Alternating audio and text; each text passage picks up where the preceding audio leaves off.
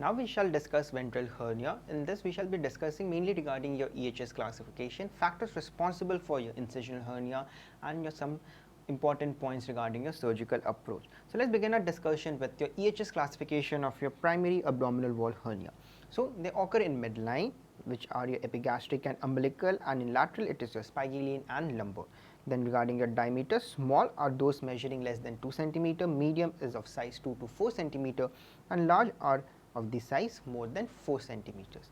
Then we have this EHS classification for your incisional abdominal wall hernia, where we have your M1, that is your subxiphoidal.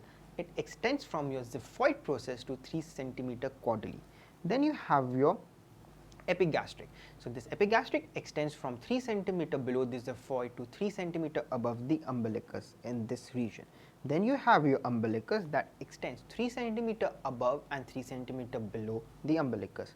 You have your infraumbilical that extends from 3 centimeter below the umbilicus to 3 centimeter above the pelvis. You have your M5 that is suprapubic that extends 3 centimeter above your pubic part. Then we have your L part.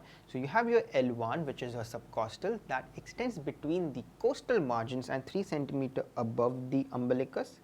Then you have your L2, which is your flank that extends 3 centimeter above and below the umbilicus lateral to the rectus. Then you have your L3 iliac that extends 3 centimeter below the umbilicus and inguinal region, and you have your L4, which is your lateral dorsal of your anterior axillary line. Now in your EHS classification, this is your midline and the lateral. Then on the basis of whether it is recurrent incisional hernia, yes or no, and on the basis of length. So you have your W1, which is less than 4 centimeter, then W2, which is around 4 to 10 centimeter, and W3, which is more than 10 centimeter. So please remember this EHS classification of your incisional hernia. Now a few factors that are responsible for your incisional hernia include your patient factors, which include your obesity, immunosuppression, steroid therapy, cancer and chronic cough, and your various wound factors include your wound infection, and the surgical factors include your use of suture materials. As in, if you use the inappropriate suture material at the inappropriate site, that would be a predisposing factor. Like for example, if you use Vicryl at the site of wound infection, then it would eventually predispose to your hernia in future.